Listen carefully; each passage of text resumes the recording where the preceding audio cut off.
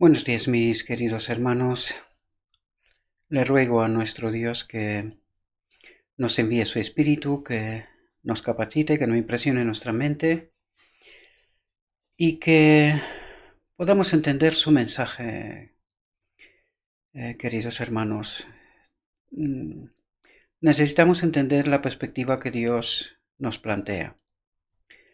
Hoy vamos a tratar una reflexión que creo que nos puede aportar luz, entendimiento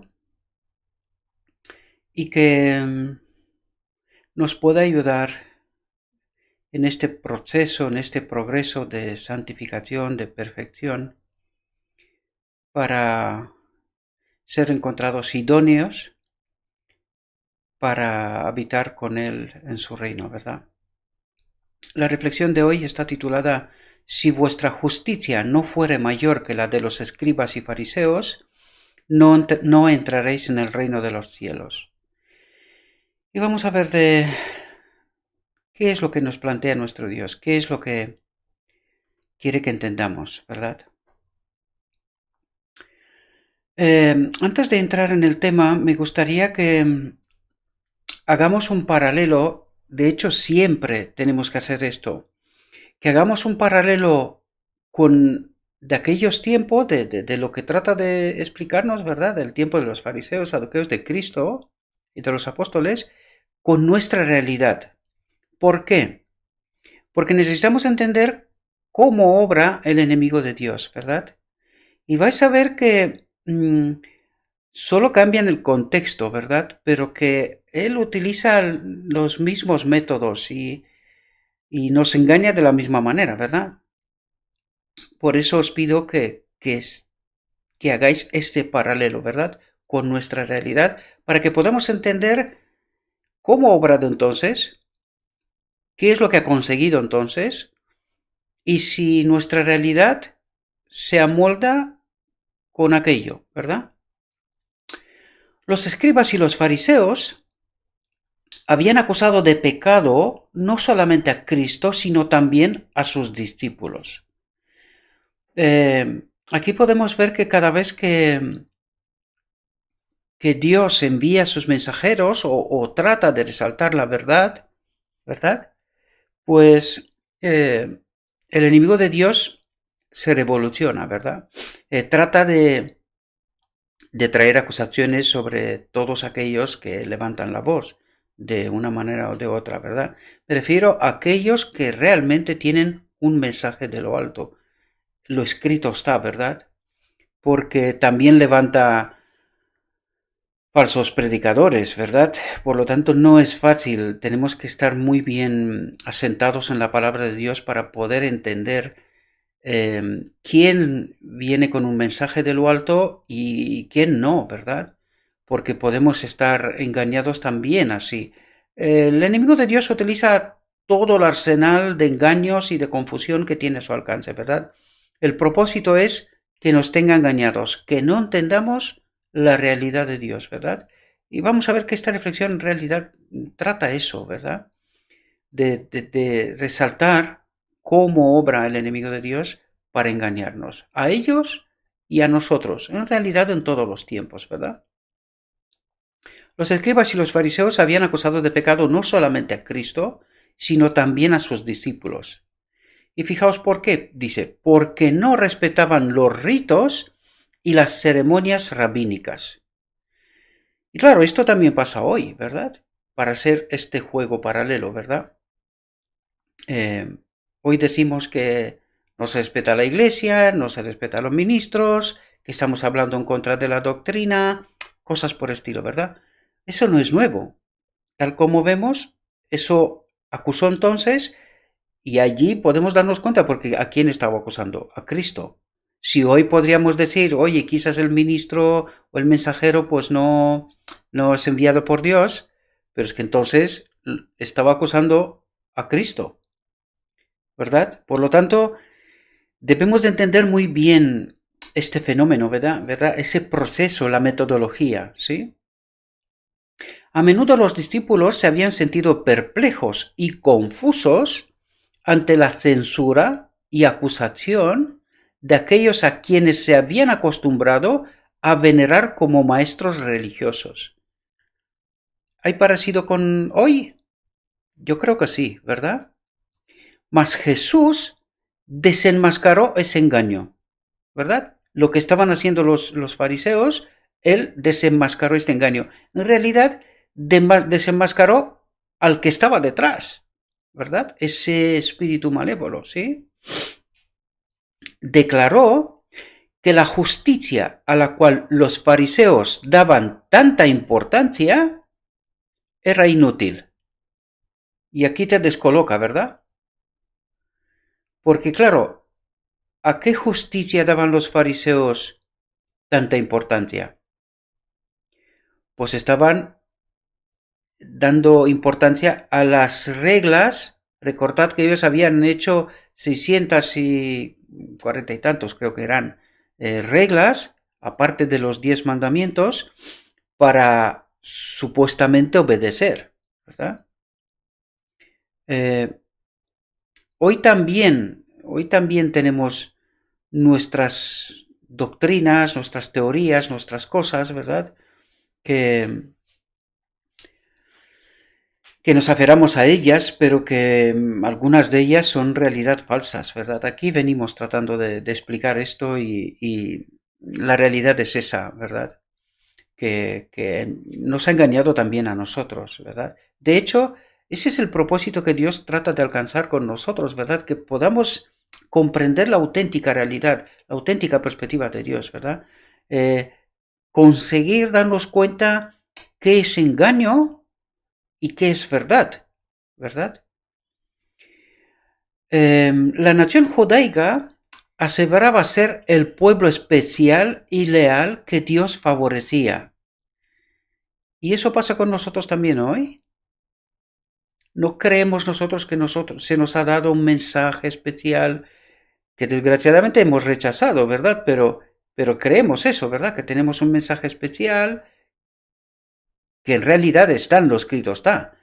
El problema está que no lo hemos entendido. Esa es la realidad, ¿verdad? Pero el mensaje sí que hay, el pueblo sí que es, pero entended el paralelo. La nación judaica aseveraba ser el pueblo especial y leal que Dios favorecía. Pero fijaos, pero Cristo representó su religión como privada de fe salvadora. El paralelismo, ¿verdad? Siempre está en este paralelismo, con ellos y con nosotros, ¿verdad? Todos sus acertos de piedad, sus ficciones y ceremonias de origen humano, ¿entendemos? Y aún su jactanciosa obediencia a los requerimientos exteriores de la ley, no lograban hacerlos santos. Y eso nos pasa a nosotros también hoy. O sea, este engaño fue con ellos, pero también con nosotros, desgraciadamente, ¿verdad? Fijaos lo que dice aquí. Esa reflexión es muy profunda, ¿eh? No es muy larga, pero es muy profunda. Creo que aquí no sobra ni una sola letra, ¿verdad? En este texto está tocando paralelos con ellos, con nosotros, y todas son verdades, ¿verdad? Os lo digo de antes para que lo tengáis presente, ¿verdad? Fijaos lo que dice. No eran limpios de corazón, ni nobles, ni parecidos a Cristo en carácter. Interesante. Una religión formalista no basta para poner el alma en armonía con Dios. ¿Pasa hoy? Claro, por eso nos pasa lo que nos pasa, ¿verdad? Por esa religión formalista, sin profundidad, sin comprensión, ¿verdad? Desprovista de la obra del Espíritu Santo en realidad. La ortodoxia rígida e inflexible de los fariseos, sin contrición, ni ternura, ni amor, dice, no era más que un tropiezo para los pecadores. ¿Pasa hoy? Claro, porque deberíamos hacer este ejercicio, tratar de mirar la iglesia como si entraríamos por primera vez. en la iglesia, ¿verdad?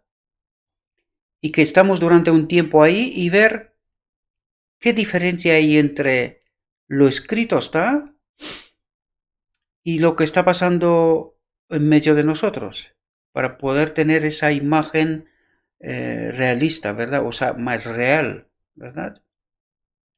Y dice, no era más que un tropiezo para los pecadores. En realidad es por eso porque perdemos. La iglesia no tiene crecimiento en estos momentos, está bajando, ¿verdad? De miembros. Aunque esto para mí personalmente no es una referencia, pero a algún mensaje nos tiene que dar, ¿verdad? En fin, podríamos pararnos a hablar mucho sobre estas cosas, pero creo que nos apartaríamos de lo que la reflexión quiere decirnos. Se asemejaban ellos a sal que hubiera perdido su sabor, porque su influencia no tenía poder para proteger al mundo contra la corrupción. ¿Veis? Porque su influencia no tenía poder, desprovista del Espíritu Santo, ¿verdad?, para proteger al mundo contra la corrupción. Y fijaos lo que nos dice aquí. Dice, la única fe verdadera es la que obra por el amor. ¿Y qué significa esto? Obra por el amor. ¿Quién o qué es el amor? Por lo tanto, cuando dice obra por el amor, es su espíritu en nosotros, ¿verdad? Y dice, la única fe verdadera es la que obra a través de su espíritu para purificar el alma. Lo digo así para que lo podamos entender, ¿verdad? Porque en nosotros no hay amor, hay egoísmo, pero no hay amor. Podemos tratar de disimular, o sea, este espíritu malévolo nos enseña muchas tácticas, ¿verdad?, para disimular.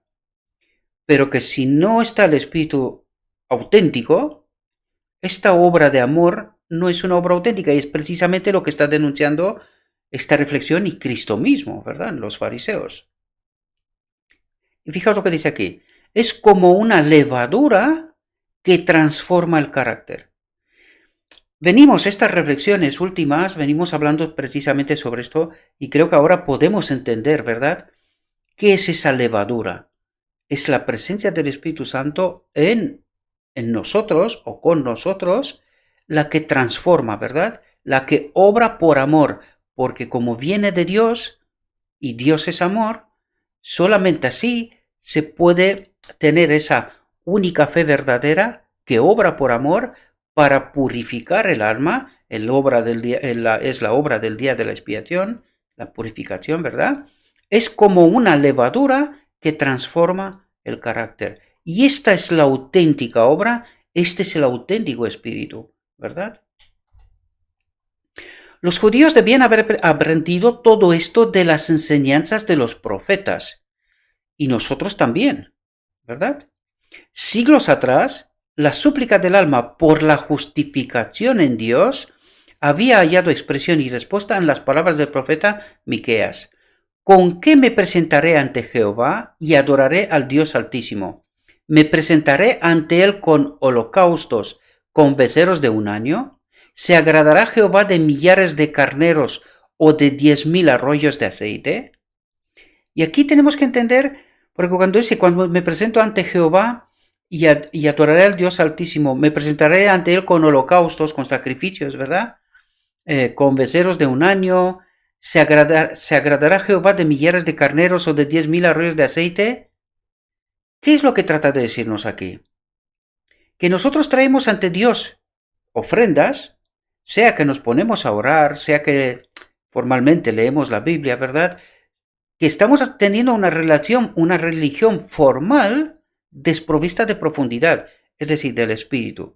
Por lo tanto, lo que trata de decirnos en nuestra actualidad hoy, que nuestro Dios odia esta formalidad, que Él quiere que nosotros nos acerquemos y que tengamos la presencia de su espíritu en nosotros para que Él pueda hacer esta obra. Venimos tratando estas exposiciones, estas reflexiones últimas, de en qué condiciones su espíritu puede acercarnos hacia nosotros, puede obrar en nosotros, ¿verdad?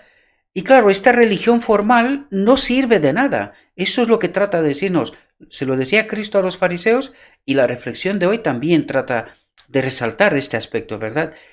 Nuestro Dios no le complace para nada nuestros sacrificios, nuestras ofrendas, nuestra religión formal, desprovista de profundidad, ¿verdad? De la auténtica carga que tiene la palabra de Dios, ¿verdad? Que es la presencia del Espíritu en nosotros, el que realmente puede transformar, puede purificar, ¿verdad?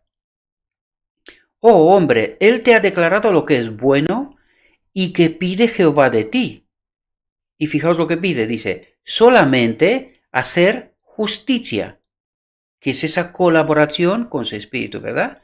Y amar misericordia y humillarte ante tu Dios.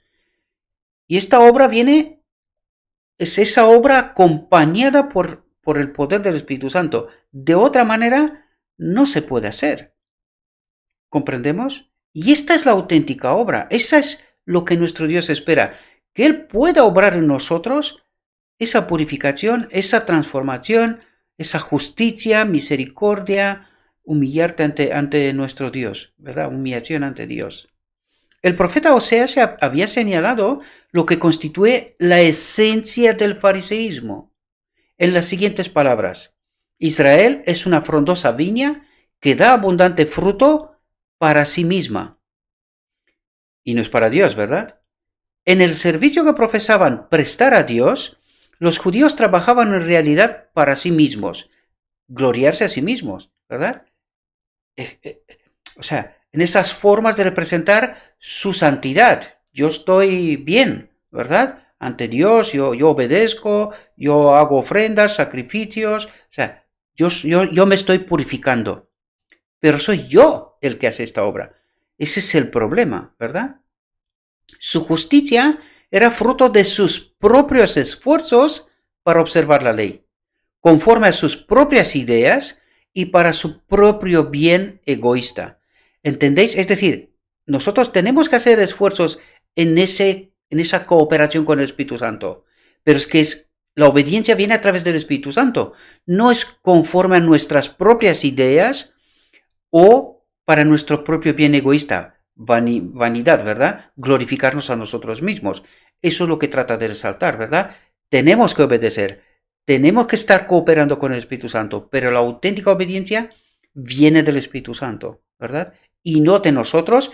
Y aquí resalta algo, dice, conforme a sus propias ideas, es decir, fuera del marco de la verdad, porque no es conforme con la voluntad de Dios, sino conforme con mis ideas, mi forma de entender, ¿verdad? Ya hemos tratado esto, ¿no? Cree ser salvo, ¿cómo era la otra? Pecaremos hasta que Cristo viene, o tratar de obedecer como los judíos, santificarnos por nuestra propia obediencia, según nuestras ideas. Eso trata de resaltarnos, ¿verdad? Lo explico para que lo podamos entender mejor, ¿verdad?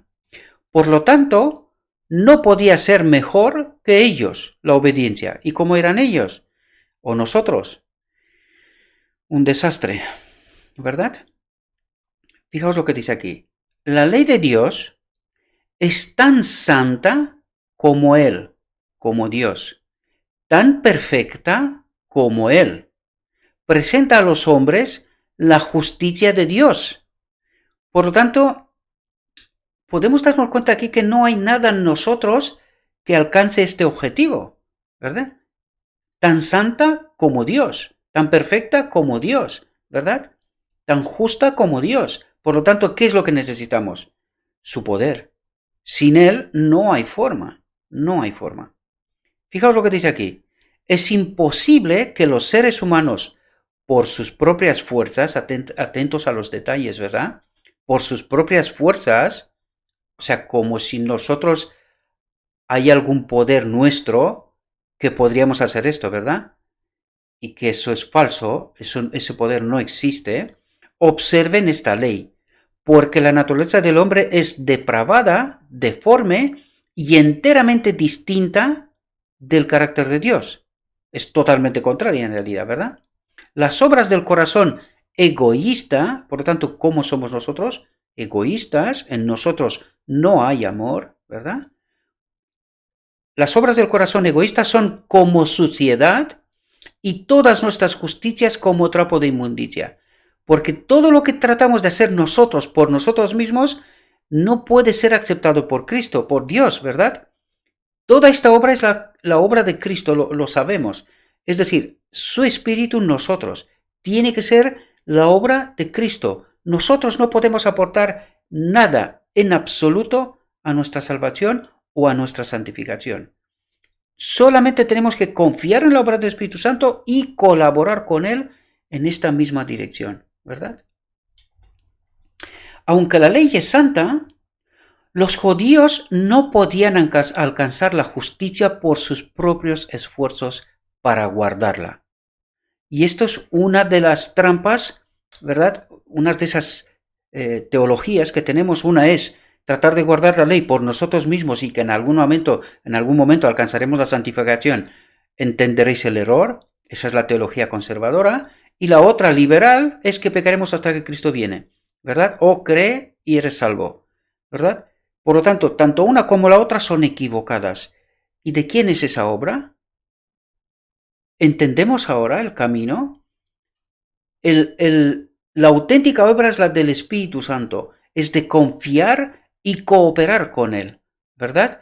Y es Él el que obrará en nosotros esta santificación, esta purificación, ¿verdad? Y este es el camino correcto, ¿verdad? El del centro, ¿verdad? El camino equilibrado, el correcto. El por donde anda Dios en realidad, este camino estrecho.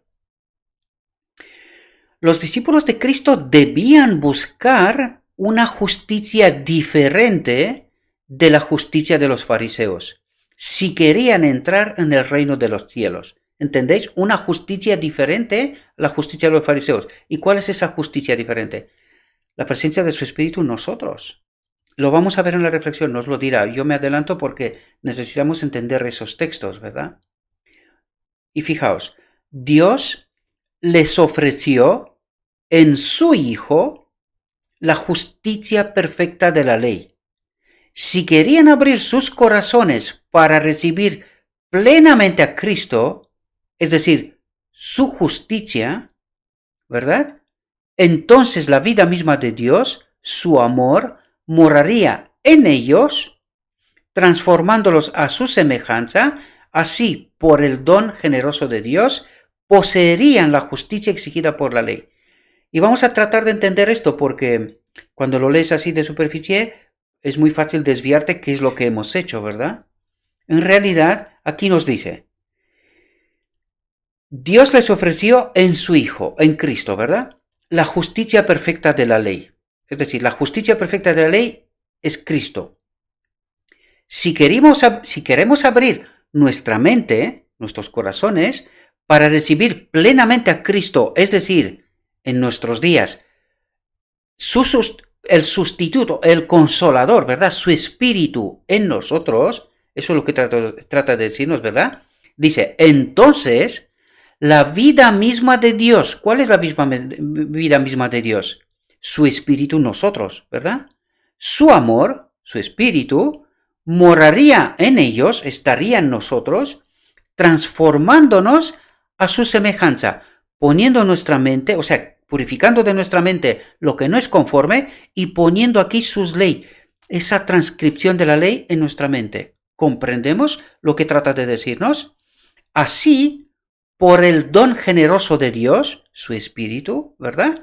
Poseerían la justicia exigida por la ley.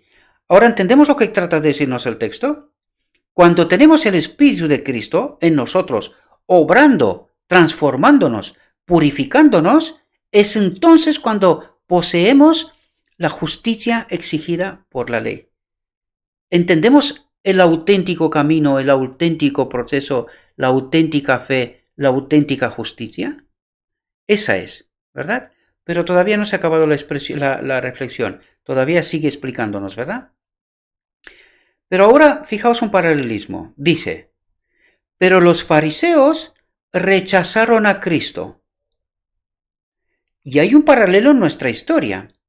1888, ¿qué fue lo que rechazamos nosotros?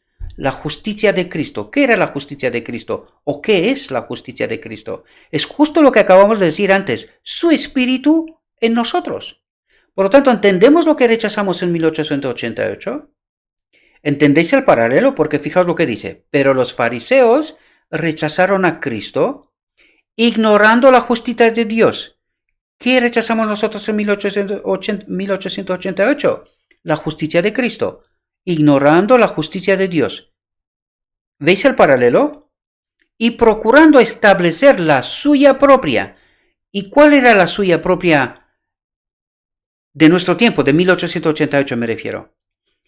Era esa misma trampa conservadora, es la teología conservadora que surge de entonces. Ellos en aquel momento pensaban que tenían que guardar la ley. Pero claro, ¿cómo la guardaban? Si rechazaron la justicia de Cristo, es decir, su espíritu en nosotros, ¿de qué manera guardaban la ley? ¿Os dais cuenta que la estaban guardando exactamente como los judíos? ¿Entendemos el paralelo ahora? Este fue el gran error que cometimos entonces, ¿verdad? Por lo tanto, podemos ver que no solamente los judíos rechazaron a Cristo, que nosotros también. Es decir, cuando rechazamos la justicia de Cristo en 1888, en realidad, ¿qué fue lo que rechazamos? Su espíritu, el que mora en nosotros, nos transforma y es justicia, o sea, obra la justicia de Dios en nosotros. Por lo tanto, ¿vemos el paralelo? ¿Entendéis? Espero que lo podáis entender, mis queridos hermanos, ¿verdad? Pero los fariseos rechazaron a Cristo, ignorando la justicia de Dios y procurando establecer la suya propia, guardar la ley por uno mismo, ¿verdad? No querían someterse a la justicia de Dios. Y eso es lo que hicimos nosotros también, ¿verdad? Yo sé que esto, cuando hablamos de los fariseos, nos resulta lejos, ¿verdad? Y no tenemos ningún problema en reconocerlo. Pero cuando se trata de nosotros, ahí sí que tenemos un problema, ¿verdad? Pero podemos ver el paralelo. Esa es la realidad de Dios, queridos hermanos, ¿verdad? Y eso es lo que realmente necesitamos aceptar nosotros hoy, ahora. Aceptar esa justicia de Dios, su espíritu en nosotros. Aceptando y colaborando con Él, todo tiene que estar bien encaminado, seremos salvos y seremos hechos idóneos para entrar en su reino, ¿verdad? Y vamos a estar atentos todavía al texto porque no se ha acabado, ¿verdad? No queda mucho, pero no se ha acabado. Jesús procedió entonces a mostrar a sus oyentes lo que significa observar los mandamientos de Dios, que son en sí mismos, atentos, una reproducción del carácter de Cristo. Y fijaos qué es ese carácter de Cristo. ¿Quién es el carácter de Cristo? Fijaos. Porque en Él, en Cristo, Dios se manifestaba diariamente ante ellos. Por lo tanto, ¿cuál era el carácter de Cristo? La presencia del Padre en Él. ¿Lo entendemos? ¿Y cuál es nuestro carácter? ¿Cuál será nuestro carácter? La presencia de su Espíritu en nosotros. ¿Entendemos diariamente? ¿Entendemos el mecanismo? Espero que sí, mis queridos hermanos. Jesús procedió entonces a mostrar a sus oyentes lo que significa observar los mandamientos de Dios. Perdón, otra vez he repetido el texto. Bien, ya lo dijimos, ¿verdad? Ya tenemos la clave. Por lo tanto, ¿cuál es la clave? Fijaos, una reproducción del carácter de Cristo. ¿Cuál era el carácter de Cristo? Porque en Él Dios se manifestaba diariamente ante ellos. Por lo tanto, la justicia de Cristo era la presencia del Padre en Él. Nuestra justicia, la presencia del Espíritu de Cristo en nosotros. Él que obrará purificación, transformará nuestra mente, nuestro templo, y lo hará apto para que al final del día de la expiación su Espíritu habite en nosotros y entraremos en su reino, ¿verdad? Alcanzaremos esa idoneidad para vivir en su reino. Os pido disculpas, mis queridos hermanos, porque a veces sin darme cuenta me repito los textos, pero es decir, la enseñanza sigue siendo válida, ¿verdad? Por lo tanto, podemos entender ¿Cuál es la justicia que necesitamos para poder entrar en el reino de Dios? Es la presencia del Espíritu de Cristo en nosotros, el que obrará obediencia, justicia, nos transformará y nos preparará para entrar en su reino, ¿verdad? Espero, mis queridos hermanos, que esta reflexión os haya podido ayudar una vez más. Os invito a que también vosotros reflexionéis sobre ella. Y también os invito, mis queridos hermanos, que una vez que entendéis esta realidad, la dais vosotros también a conocer a todos los demás, ¿verdad? Explicando lo que el mismo texto, no es porque lo digo yo, sino porque el mismo texto nos está tratando de enseñar, de decirnos, ¿verdad? Quitando prejuicios y todas aquellas cosas que nos pueden estorbar para poder aceptar la auténtica realidad. Yo sé que 1888 es un año fatídico para el pueblo de Dios, pero creo que es la hora de quitarnos esos prejuicios, ser capaces de aceptar la auténtica realidad, porque si no, nuestra experiencia no puede ser mejor que la de los judíos. Debemos de entender esta realidad, mis queridos hermanos, y espero y ruego que esta sea nuestra experiencia, que nosotros seamos capaces de reconocer nuestro error, de aceptar esa justicia de Cristo que tanto necesitamos y sin la cual no podemos encontrar la idoneidad para entrar en el reino de Dios. Os deseo, mis queridos hermanos, que tengáis un próspero día y que en todo lo que os he dicho, os lo he dicho en nombre de Cristo Jesús. Amén.